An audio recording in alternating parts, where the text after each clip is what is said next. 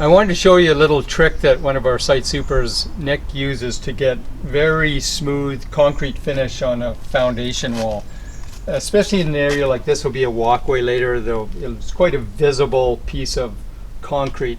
And the normal standard is you do your forms with rental forms which get beat up, or you buy rough plywood, and it leaves a rough finish, and that's what 99% of the concrete foundation walls are done with.